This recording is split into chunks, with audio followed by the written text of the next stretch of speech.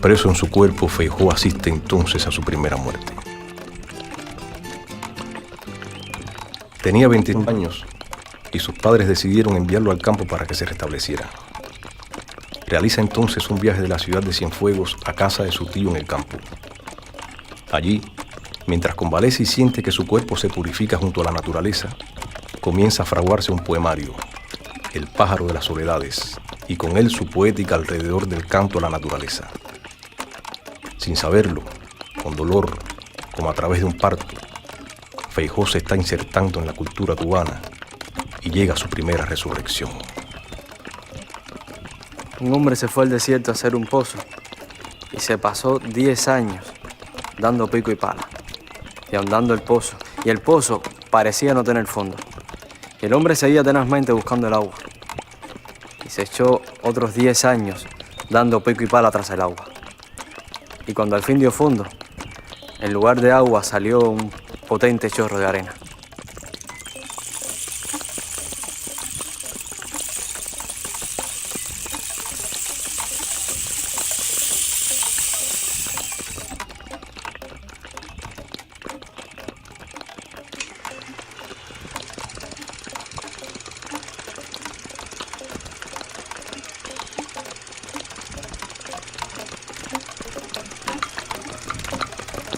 Samuel Feijóo viene de esa continuidad, de ese continuum de la poesía cubana que arranca desde finales del siglo XVIII, que tiene a la naturaleza como centro de su visión, y esa naturaleza para él trasciende, se convierte en una poética, se convierte en un ideario. Ese ideario lo expresa tanto implícitamente en su poesía como explícitamente en sus obras de prosa, que desde la década de 1930 él comenzó a estructurarla a partir del canto a la naturaleza cubana y a partir de su interpretación de la vida humana dentro de la naturaleza.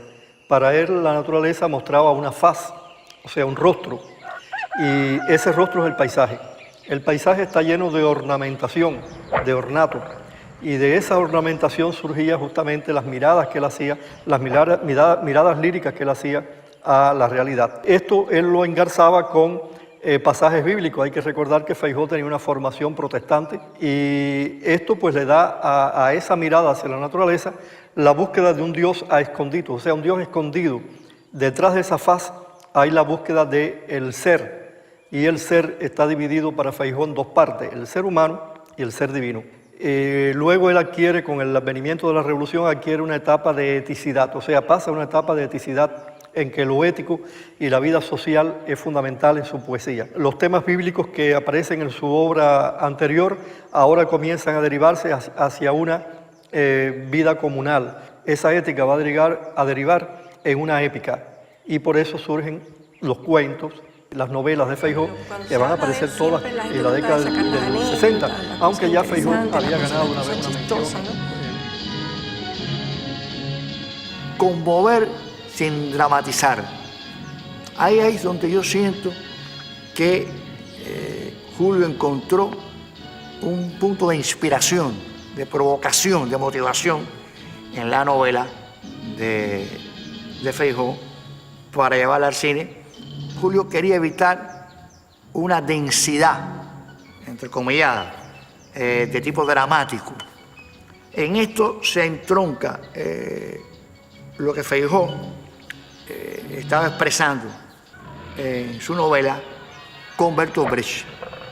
O sea, con un cine que te entretenga, que te divierta, que sea de aventura, que sea de personajes de la picaresca, que sea personajes que no necesitan tomar conciencia para actuar y que al mismo tiempo te haga reflexionar y participar.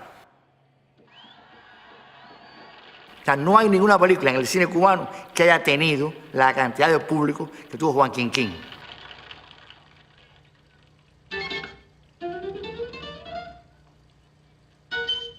Alrededor de 1937 Feijóo viene a la zona del Escambray y hace un recorrido, y es ahí que empieza la actividad creativa de la poesía y de la plástica de él. Es la época en que los repentistas pues salen a la luz, los decimistas, los folcloristas, y los dibujantes se interesan mucho por el mito, y Feijó se fundamenta mucho en esa investigación de campo que él hace. Pero aquí en la región central madura mucho la tradicionalidad rural, sobre todo en la zona esta de Cienfuegos, Santa Clara, no así en la zona de Santi Espíritu, ¿no? Que parece que se conservaba más tradicionalista. Hay dos elementos que confluyen: el hecho de que llegan varios intelectuales judíos, Robert Altman, Pierre Loeb, por ejemplo, y el caso de Salomón Lerner, que vienen huyendo de la Segunda Guerra Mundial y que tienen una visión de contracultura, una visión descolonizadora también, y entonces intercambian con Feijó y esos intereses entran en contacto. Y parece que en ese mismo proceso él empieza a reunir diferentes personas de origen rural y empieza a buscar talentos de dibujantes, talentos de decimistas, porque eso es una cosa muy mezclada de la que viene de la oralidad, para de alguna manera inducirlas a que dibujaran. Se reunían en la casa de Mateo Torriente, el escultor, que además había estudiado en París. Es decir, ahí se reúne una serie de acontecimientos que hacen posible que ese proceso se vaya dando en Cienfuegos. Entre el 37 y el 39, él se mueve dentro de la línea surrealista. Y hacia el año 40 comienza a aproximarse a un lenguaje que va a estar cercano a Mariano y a René Portocarrero. En el segundo lustro de los años 40 va a realizar una pintura con una personalidad más propia, donde entra a jugar el humor. Y es un humor que va a tener mucho de lo popular, como por ejemplo en el Rey Azul, como el Polifemo cubano, que son obras antológicas de este periodo.